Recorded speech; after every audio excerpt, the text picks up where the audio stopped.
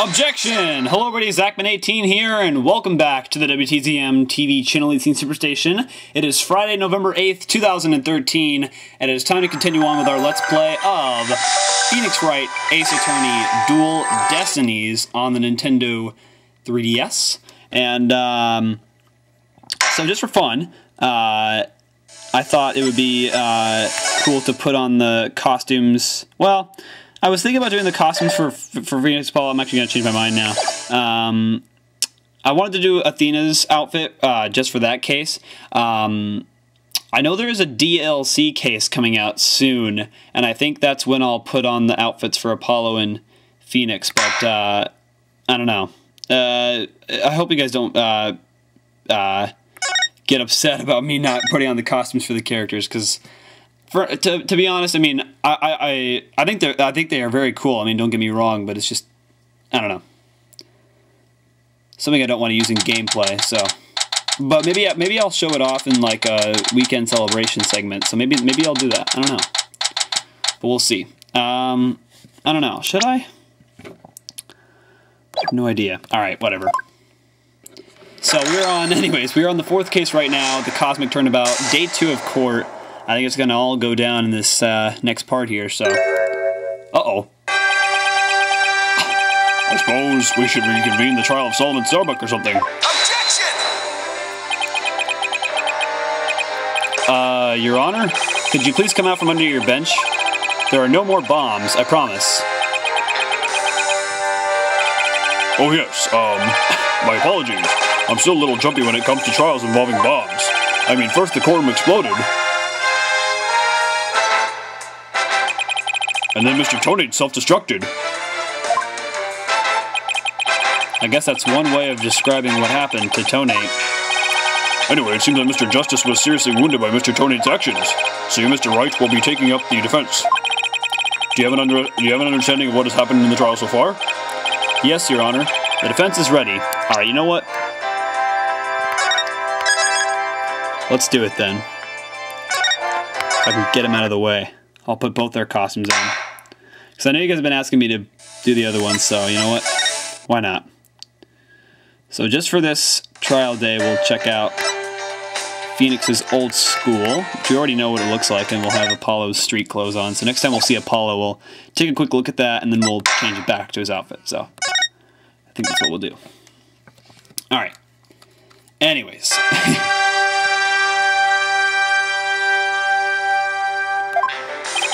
Very well. Is the prosecution also ready?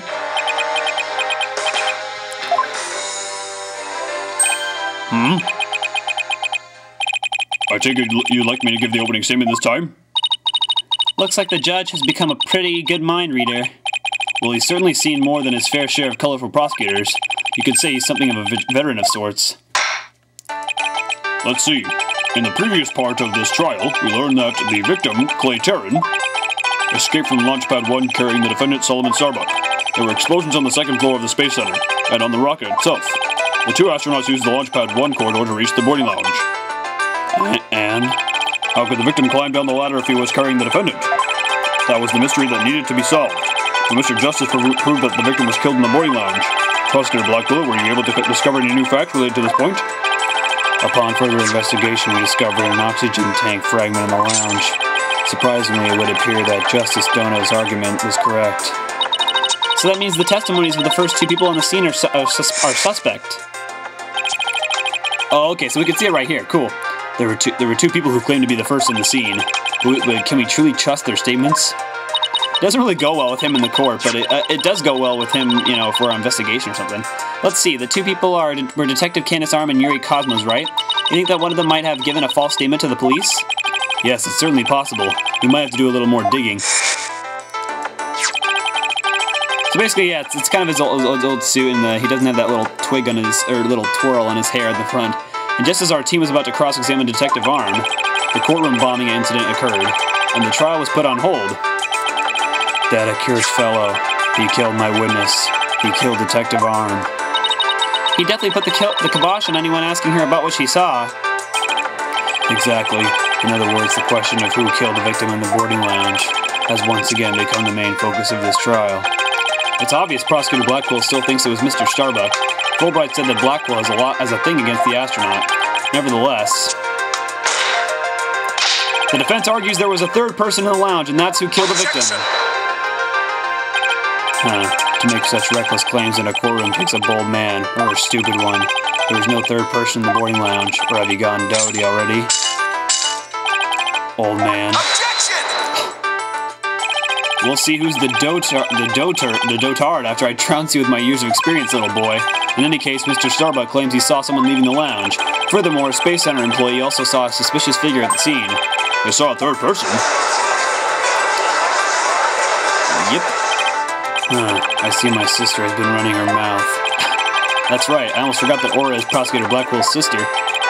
No matter, she didn't see this mystery person's face clearly. Therefore, there is no evidence to indicate that this person was not the defendant. I guess the possibility that the figure was Mr. Starbuck is still there. In brief, we need to determine if a third person was there or not. To this end, we should hear the testimony of one of the first people on the scene. Director Cosmos, huh? Very well. Bailiff, please bring the witness to the stand.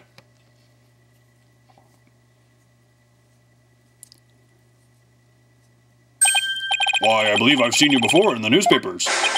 Of course you have, For I am Yuri Cosmos, director of the Cosmos Space Center, which was of course named after me, Yuri Cosmos. Don't you have anything you wish to ask me? Looks like he's all geared up to do some bragging. 7 years ago, I successfully launched HAT-1 and...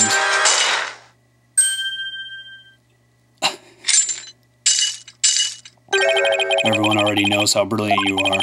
Even I am trying to hold back my tears at seeing such a great man standing before me. So could you please proceed directly to your important testimony? Ha ha ha! I see this fine young lad has a proper appreciation of greatness. Then allow me to begin my apocryphal testimony that will be recorded in the annals of history. That speech of Prosecutor Blackwell's just now. It sounded more to me like he was poking fun at Director Cosmos. It's probably for the best that it sailed right over the director's head. Now then, Director Cosmos, the condensed version of your illustrious testimony, please. All right. Witness testimony. What I saw at the scene. Detective Arm and I rushed towards the boarding lounge together. We went via the control room and peeked in from there to see what was going on inside. We saw a figure standing in the middle of the lounge and Terran lying on the floor. I hate to say it, but I can only imagine the standing figure must have been Starbuck. I see. So in your testimony you claim you arrived on the scene after the two had escaped from the launch pad to the lounge. And just after the victim had been killed. Oh, the horror, the humanity, but what I said is what I saw, and what I saw is what I said. Courageous action to take in the face of such terrifying explosions, wouldn't you say? To save my men, I went personally into the epicenter of danger. Risking my own life for theirs. Ha ha ha ha ha ha ha. Well, what do you know? It sounds like the director really cares about his men. Yeah, Although it sounds more like he was scared and just had a peek from far away. Is the defense ready to cross-examine the witness? Yes, Your Honor. Director Cosmo's testimony is pretty vague. I'm going to have to press him and draw out more information before I do anything else. Okie dokie then. Whatever you say, Phoenix. Here we go.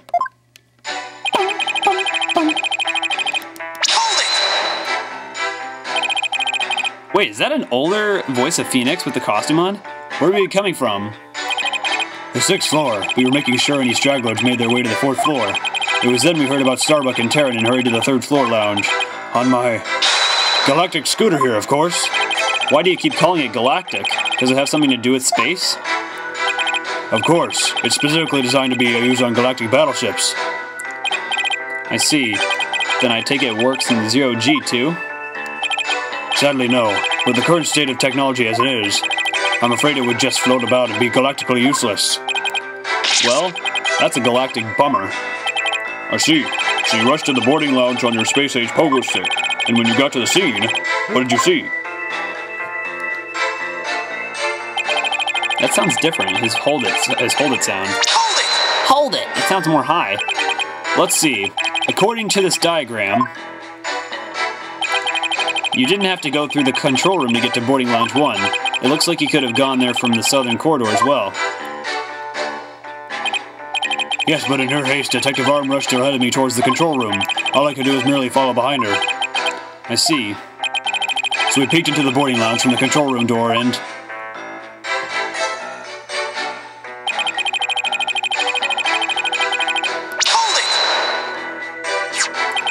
So you couldn't see who that figure was clearly or what they were doing? Sadly, the only thing I could tell was that it was a person, standing motionless. The defendant, no doubt, staring aghast at his deed. What other explanation is there? Ugh, I'm so close, but without evidence, I can't prove that person's the third party. I don't relish in this, and...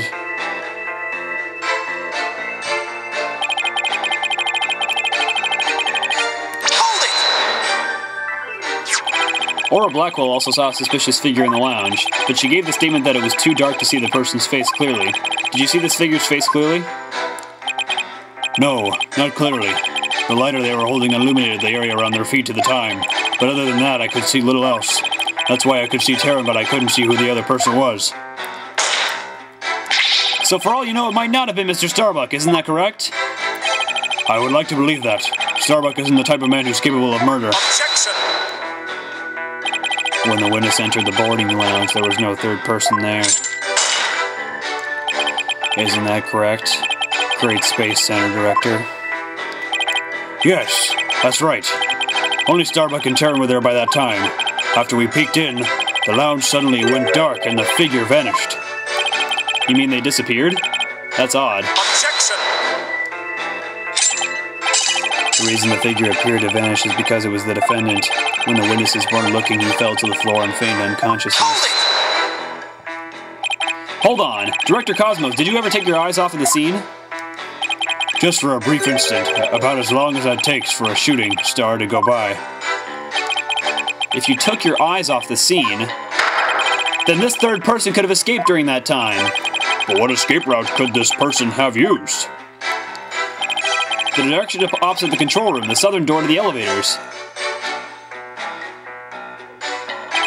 There's no security lock on that door, so it would have been possible to escape that way. Objection!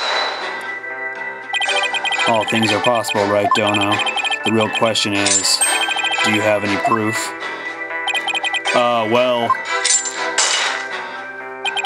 If we're just talking possibilities, we could each profess whatever we'd like.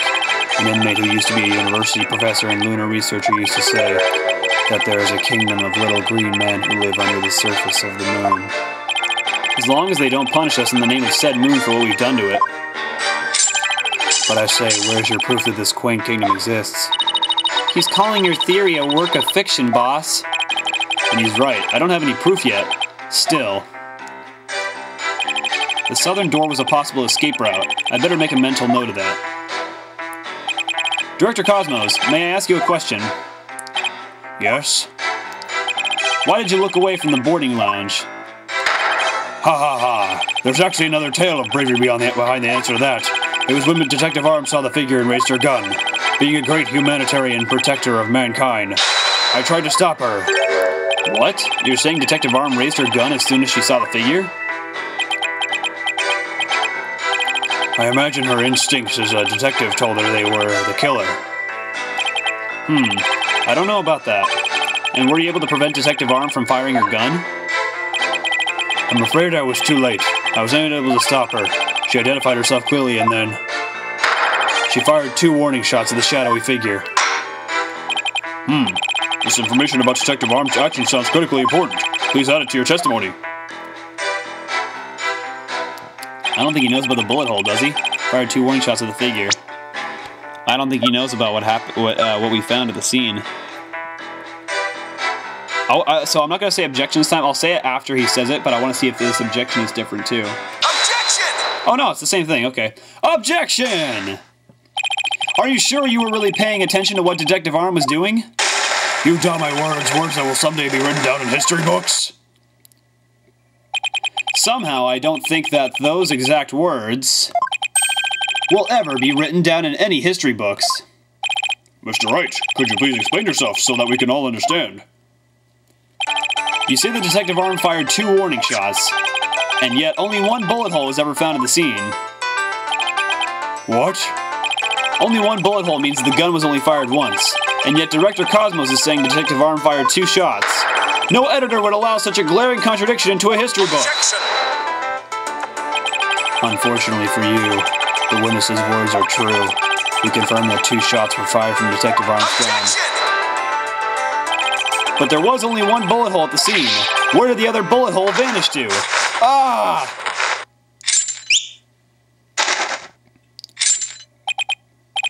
You should know the answer to that already. I should? During the previous trial, a certain oxygen tank was presented as evidence. We've already discussed that it was ruptured in the lounge, have we not? Well, it appears that the thing that ruptured it was a bullet. A bullet that was found near the tank, to be precise. This bullet was fired from a .38 caliber gun, the same caliber as the detective's gun. What? Huh. Victim's oxygen tank was struck by a bullet. The rifling marks also match up. There's no question that the bullet was fired from Detective Arm's gun. Bullet from Arm's gun. The bullet found near the victim's oxygen tank was fired from a .38 caliber. Rifling marks? They're like a gun's fingerprints on a bullet, correct? And examining the rifling marks on a bullet can tell us the gun it was fired from.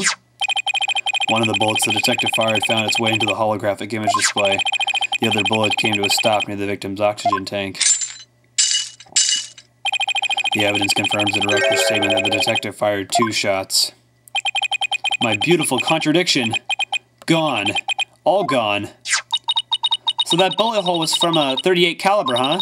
I'd better update the record.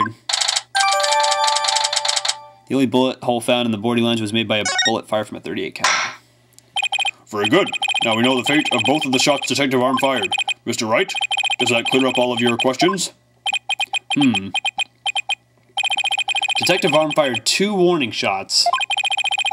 One hit the holographic display and the other hit the oxygen tank. Does that really clear up everything about what happened to the scene? There's always a problem, so I don't think so. No, Your Honor, it doesn't. Detective Arm fired 2 warning shots from a .38 caliber gun.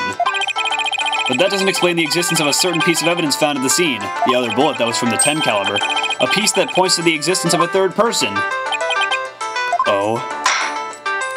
Very well, but it won't do to keep us waiting, Mr. Wright.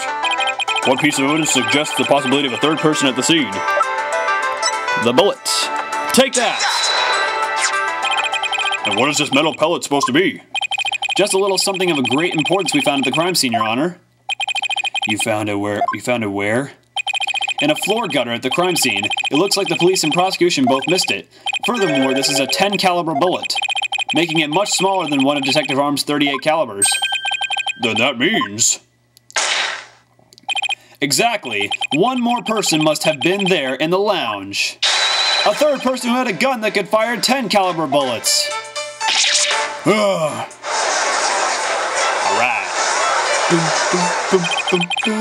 And if that's true, it explains why Detective Arm fired warning shots. This third person fired at Detective Arm and Director Cosmos with their gun, and in return the detective fired her warning shots. Isn't that how it really went down, Director Cosmos? Ha ha ha. It looks like you've deduced my miraculous tale of survival. Yes, you're absolutely correct.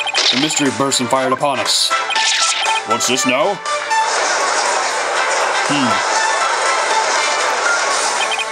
What? You never breathed a word of any of this to me before. Ha ha ha. Well, all great men have a secret or two, don't you know?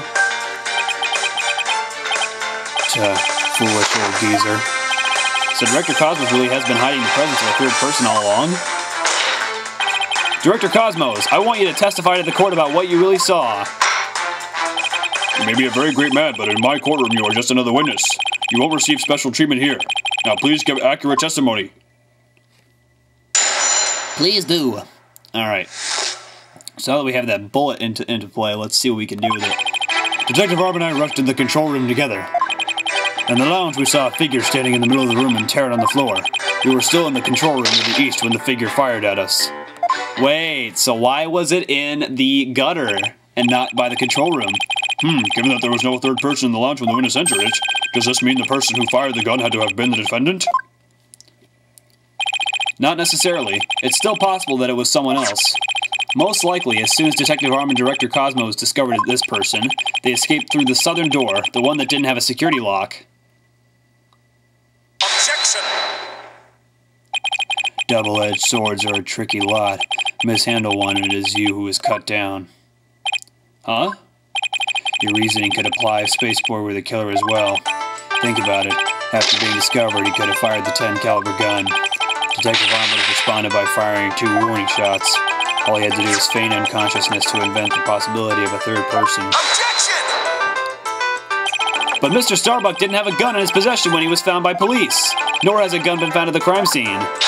Its absence can only be explained if there was a third party who took it with them.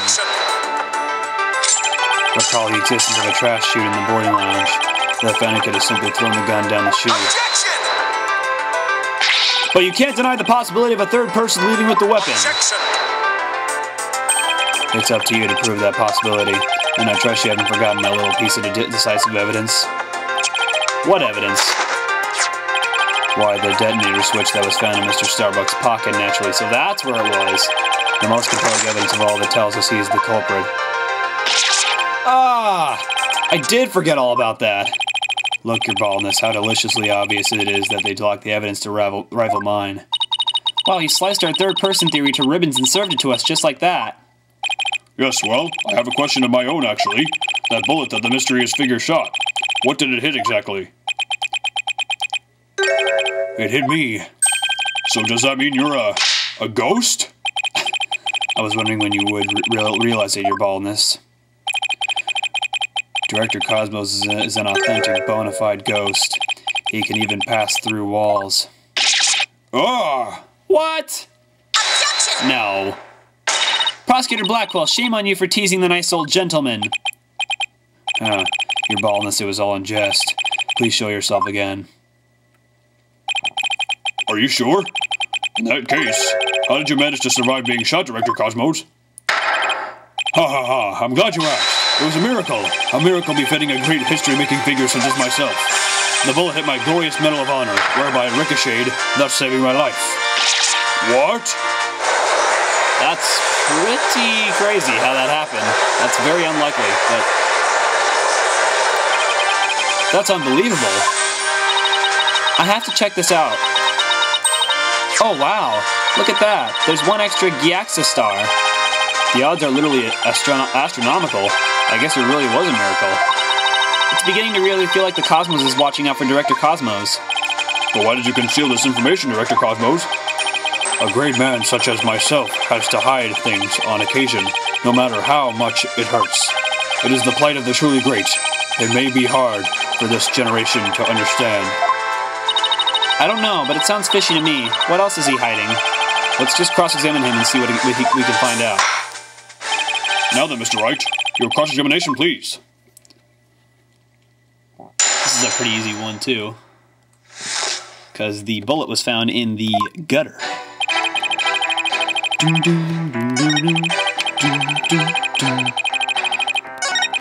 Love this music. I guess we're showing the bullet again, since that's where it was found. Objection!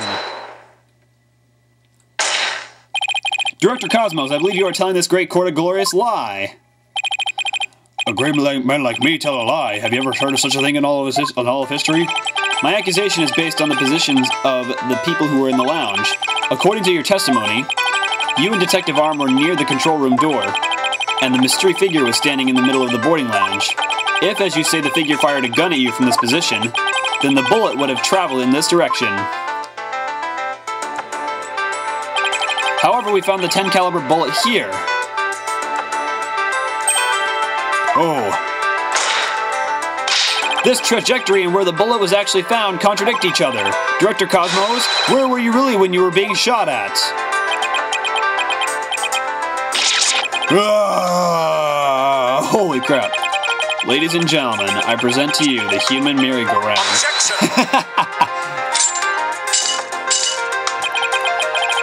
Don't tell me you've forgotten already. Didn't the witness himself just tell you? The bullet hit his medal. Of this, there is no mistake. Objection! But in that case, the bullet should have been found near the east side of the room. Are you trying to say that you can explain this inconsistency? Of course. I didn't think so. What? Oh, great Director Cosmos. Yes? Is there something you'd like me to expound upon? You were in fact not in the control room to the east, were you? You were looking into the lounge from the door to the south, is that not right? Ah! What are you getting at?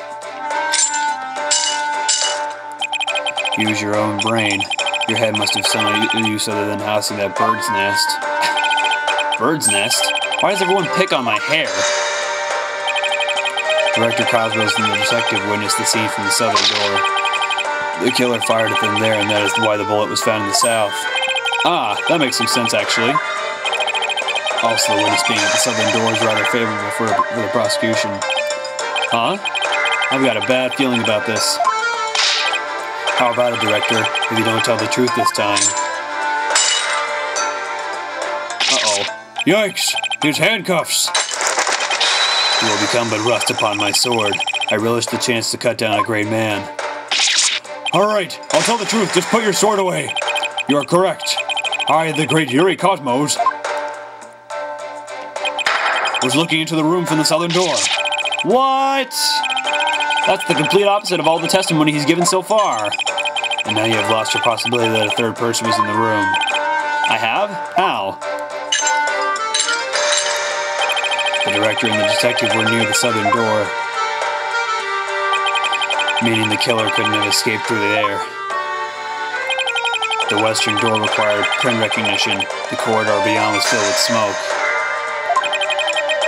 The only escape route left was the eastern control room door. And the only way to get through there was with Director Cosmos' fingerprints. Ah! In short, there would be no escape for any third person had there been one. Ah! My third person just disappeared, like in one of Trucy's magic tricks.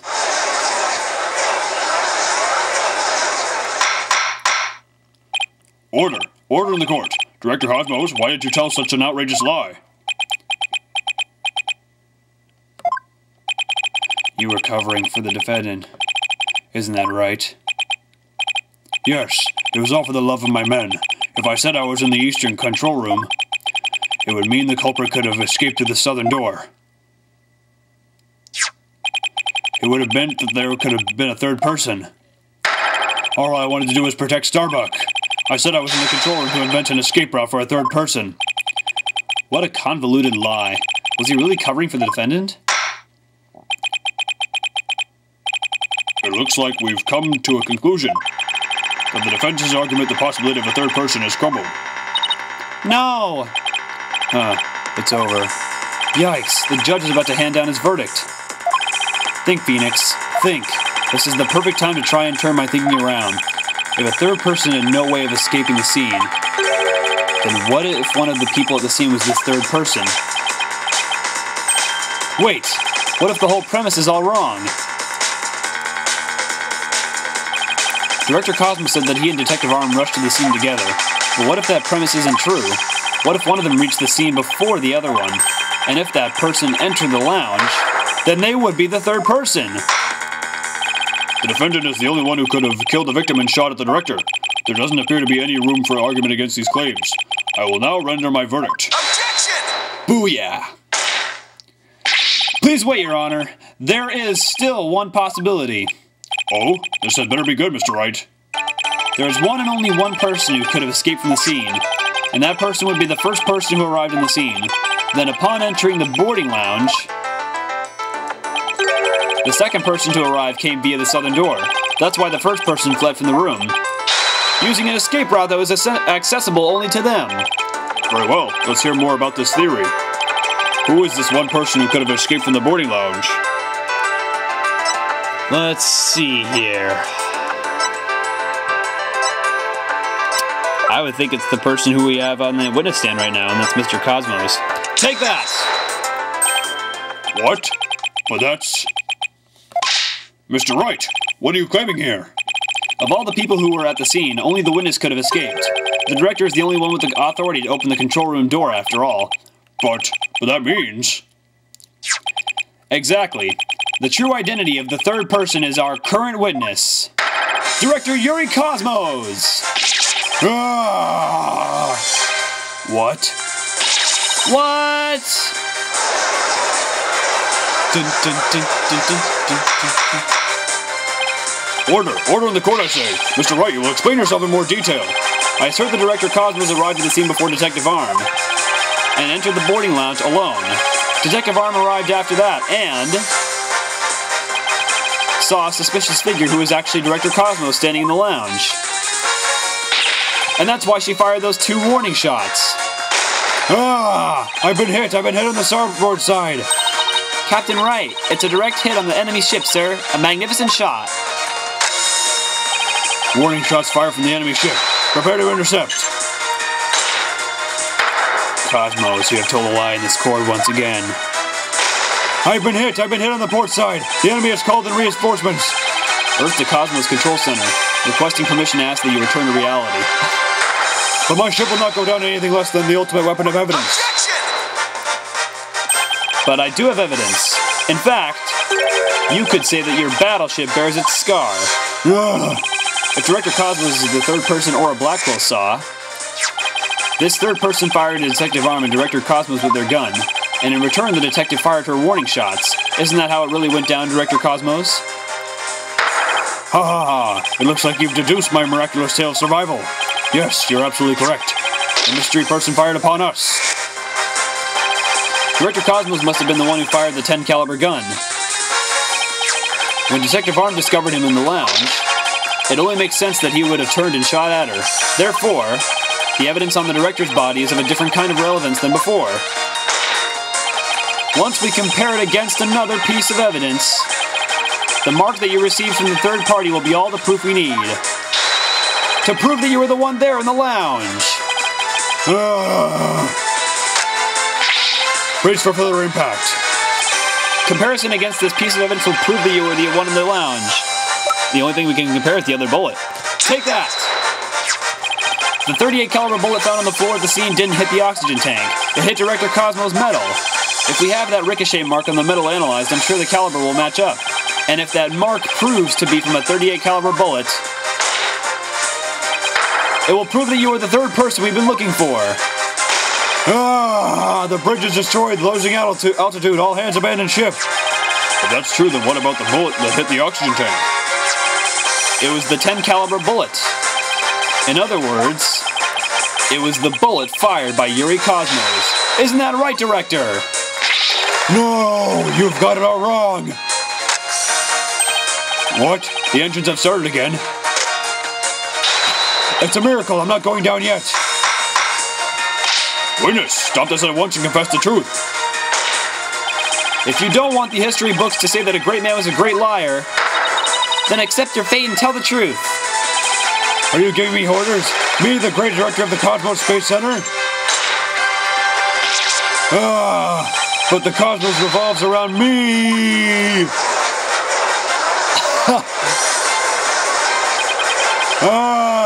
Someone get me off this thing! Order in the court. And will someone please stop the witness from spinning? Oh boy.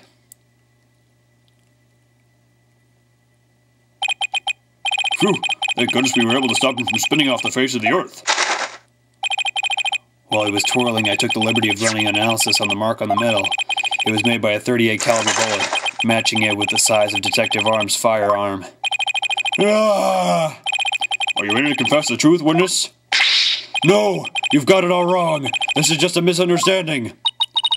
Is he going to start piling on more lies? It looks like it. But no matter how many lies he tells, I'll just expose them one by one. I'll make that big liar tell the truth. Alright guys, and I guess that's going to do it for today.